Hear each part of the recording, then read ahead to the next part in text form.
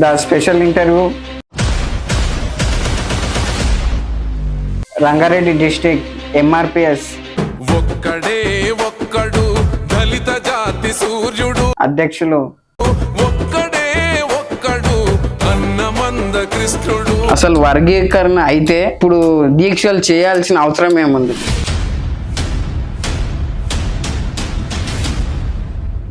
ఆ మాటలు ఇప్పుడు రేవంత్ రెడ్డి మాలలకు తలొంగి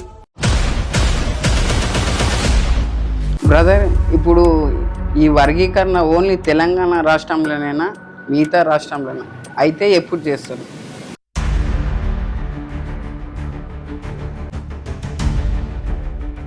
ఆంధ్రప్రదేశ్లో ముఖ్యమంత్రిగా మొన్న లోకేష్ గారు కూడా అసెంబ్లీలో ప్రకటించడం జరిగింది. మందకృష్ణ మాదిగ అన్న బీజేపీ నాయకుడు అని అంటున్నారు. బీజేపీ నాయకుడా, ఎంఆర్పిఎస్ నాయకుడా? ఆనాడు కాంశీరామ్ గారు సార్ చెప్పారు ఒక మాట, మనకు శత్రువు అయినా పర్వాలేదు, మన లక్ష్యం కోసం ఎవరితోనైనా జతకట్టి మన లక్ష్యాన్ని ఛేదించుకోవాలని చెప్పి అన్నారు.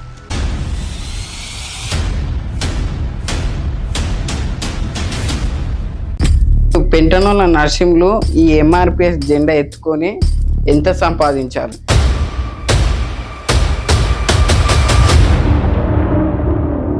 ఇప్పుడు వర్గీకరణ అయిపోయింది, ఎంఆర్పిఎస్ ఉద్యమం ఆగిపోతుందా, ముందుకు కొనసాగుతుంది?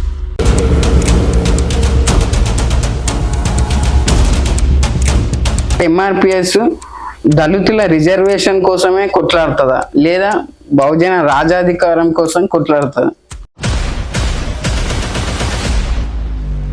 బడుగు బలైన వర్గాలు, అగ్రవర్ణాల పేదలు, ముస్లిం మైనారిటీ అన్ని వర్గాల కోసం పోరాటం చేస్తుంది. పెంటనోళ్ళ నర్సింహులు ఈ ఎంఆర్పిఎస్ ఉద్యమంతో పాటు రౌడీజం చేస్తాడంట, అది వాస్తవమా కాదు?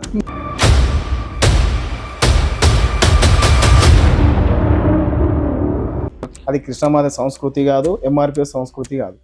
రౌడీజం చేసినోడు ఇప్పటిదాకా ఎంఆర్పిఎస్లో ఎవడు లేడు, ఉన్నా సస్పెండ్ అయి కూర్చుంటాడు. నా పాయింట్ ఏంటంటే కుల వివక్ష చూపిస్తున్నటువంటి బీజేపీ అలాంటి పార్టీ కోసం ఈ ఎంఆర్పిఎస్ కానీ ఈ మాదిగ బిడ్డలు కానీ చాలా కష్టపడుతుంది.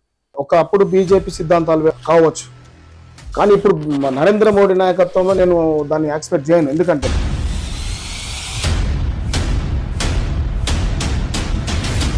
మందకృష్ణ మాదిగ అన్న లేకపోతే ఈ మాదిగ బిడ్డలకు బతికే లేదు అని ఈ ఎంఆర్పిఎస్ నాయకులు అంటున్నారు.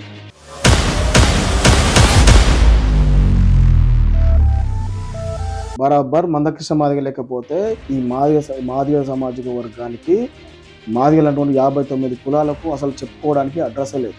మందకృష్ణ మాదిగ అన్న బీజేపీలో ఎప్పుడు చేరబోతుంది?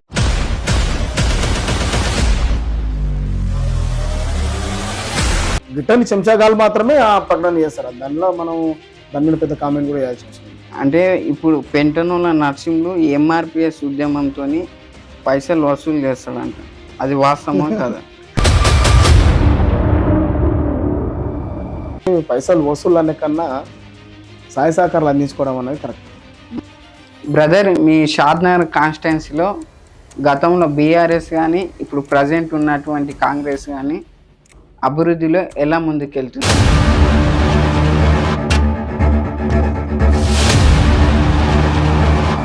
సార్, మీరు ఈ కాంగ్రెస్ పార్టీ ఏం అభివృద్ధి చేస్తలేదంటే అంటారు, కానీ ఈ ఫ్రీ బస్ కానీ ఈ రైతు రుణమాఫీ కానీ ఎన్నో కార్యక్రమాలు చేస్తారు కాదంటారు. మన సాధన నియోజకవర్గానికి వస్తే 80% లేవు బస్సులు, 80% గ్రామాలకు బస్సులు లేవు, అసలు బస్సులే లేవు.